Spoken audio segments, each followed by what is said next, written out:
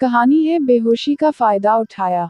कल से नीरज कृतिका को फोन लगाए जा रहा था, पर न तो वह अपना फोन उठा रही थी और न ही वापस उसे फोन कर रही थी।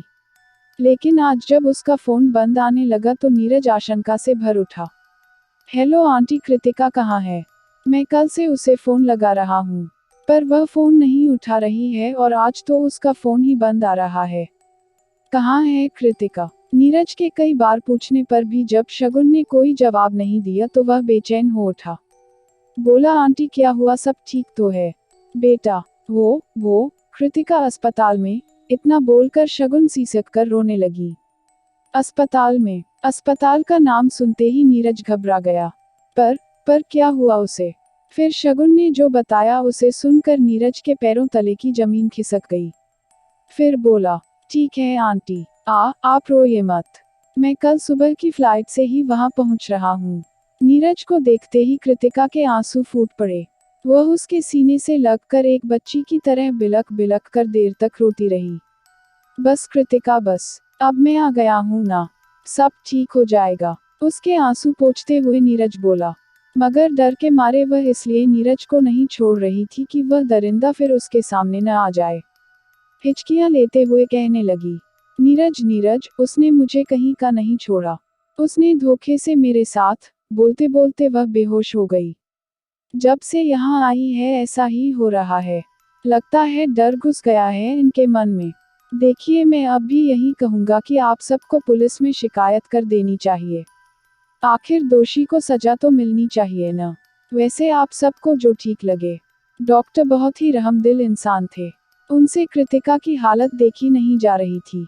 उन्होंने सबको समझाते हुए कहा, मगर कृतिका के माता पिता ऐसा नहीं चाहते थे। वे नहीं चाहते थे कि उनकी बेटी समाज में बदनाम हो, क्योंकि लड़की का भले ही कोई दोष न हो पर सुनना हमेशा उसी को पड़ता है।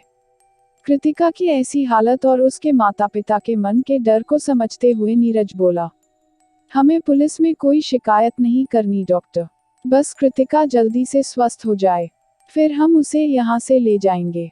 ठीक है, जैसी आप लोगों की मर्जी, कहकर डॉक्टर चले गए। 2 दिन बाद कुछ हिदायतों के साथ डॉक्टर ने कृतिका को अस्पताल से छुट्टी दे दी। नीरज के पूछने पर कि आखिर ये सब हुआ कैसे, शगुन बताने लगी, जिस दिन तुम ऑफिस के काम से दुबई जाने के लिए निकले, उसके अगले ही दिन कृतिका और मैं सगाई की खरीदारी के लिए निकल गए। समय कम था, इसलिए तुमने कहा था कि कृतिका अपनी पसंद से तुम्हारे लिए भी अंगूठी और शेरवानी ले ले। उस रोज वह इतनी खुश थी कि बस बोले ही जा रही थी कि तुम्हारे ऊपर कैसी और कौन से रंग की शेरवानी अच्छी लगेगी, और यह भी कि उसे भी शेरवानी से मैच करता ही लहंगा लेना है, ताकि लोग कहें कि वाह भाई क्या लग रहे हैं दोनों। सारी खरीदारी बस हो चुकी थी कि उसी वक्त कृतिका के बॉस का फोन आ गया। कहने लगा कि कोई जरूरी फाइल है जो मिल नहीं रही है, तो वह आकर जरा उसकी मदद कर दे। अब यह क्या तरीका है कृतिका, जब उसे पता है कि तुम छुट्टी पर हो तो फिर कैसे?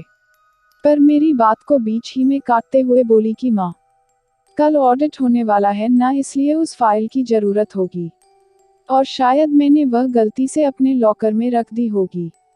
आप चिंता ना करो, मैं जल्दी आ जाऊंगी, कह वह वहीं ऑफिस के सामने उतर गई और मुझे ड्राइवर के साथ घर भेज दिया। मगर जब 2 घंटे बीत जाने के बाद भी वह घर नहीं आई तब मैंने उसे फोन लगाया, तो बोली कि बस मैं निकल ही रही हूँ, और फिर फोन काट दिया। हम खाने पर उसका इंतजार करते रहे, वह नहीं आई। तब फिर मैंने उसे फोन लगाया, पर इस बार तो फोन ही नहीं उठा रही थी। कृतिका के पापा कहने लगे कि रास्ते में होगी, शायद फोन की आवाज सुनाई नहीं दे रही होगी। तुम चिंता ना करो, आ जाएगी। पर माँ का दिल है, चिंता तो होगी ही ना। लेकिन जब मेरी बर्दाश्त की हद हो गई तब मैंने उसके बॉस को फोन लगाया, तो वह बोला कि वह तो घर कब की निकल चुकी है। उसकी बातें सुनकर मेरी टेंशन और ज्यादा बढ़ गई। फिर मैंने उसके सारे दोस्तों से पूछा कि क्या कृतिका उनके घर पर है, पर सबका एक ही जवाब था, नहीं। समझ में नहीं आ रहा था कि कृतिका कहाँ जा सकती है, और उसने अपना फोन क्यों बंद कर रखा है। यह सोच सोचकर मेरा डर के मारे बुरा हाल था। मैं सोच रही थी कि कहीं मेरी बेटी को कुछ हो तो नहीं गया। हारकर मैंने कृतिका के पापा को उसके ऑफिस तक भेजा, और जब उन्होंने वहां ताला लगा देखा तो वे भी घबरा गए। जब वहां के वॉचमैन से पूछा तो वह कहने लगा कि हाँ, कृतिका आई तो थी, पर फिर बॉस के साथ ही उनकी गाड़ी में बैठकर चली गई। माथा ठनका कि फिर उसके बॉस ने झूठ क्यों बोला। रात के 12 साढ़े 12 बजे तक, जब किसी की जवान बेटी घर से बाहर हो और उसका फोन भी न लग रहा हो, तो जरा सोचिए उन माँ बाप पर क्या बीतेगी। चिंता के मारे भूख प्यास नींद सब कुछ हवा हो चुका था हमारा। पूरी रात हमने आंखों में काट दी।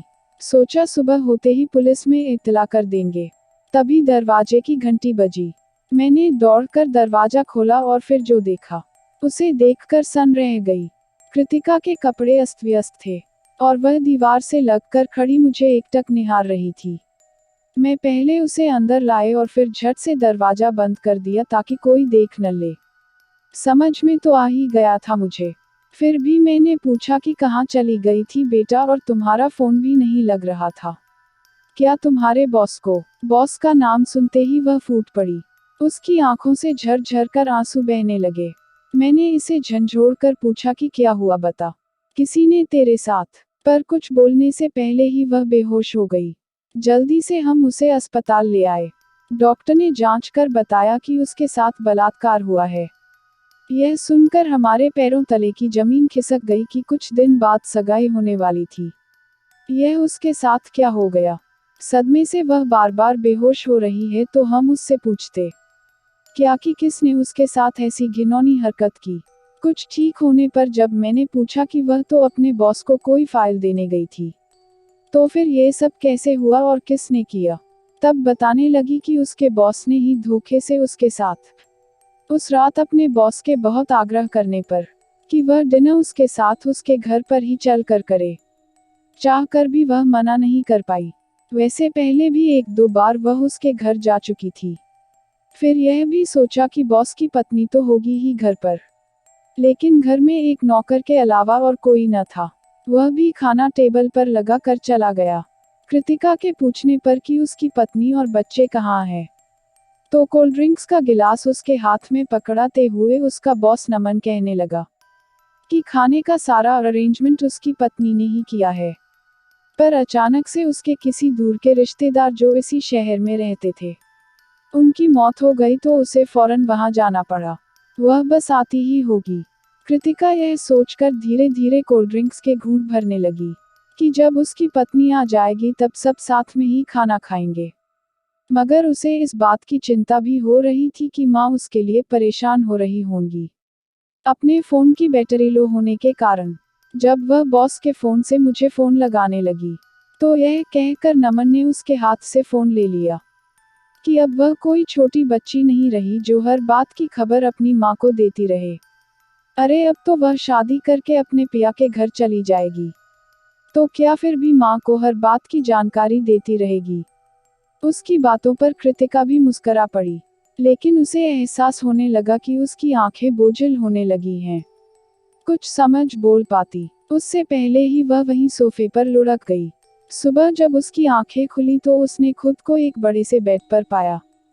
उसका पूरा बदन दर्द के मारे टूट रहा था। लग रहा था जैसे किसी ने उसके शरीर को मचोड़ कर रख दिया हो। मगर हैरान तो वह तब रह गई जब उसने अपने को बिल्कुल वस्त्रहीन पाया। फिर अचानक उसे मेरा ख्याल आया और जैसे ही वह बेड पर से उठने की कोशिश करने लगी, नमन सामने आकर खड़ा हो गया। उसके हाथ में शराब से भरा ग्लास था।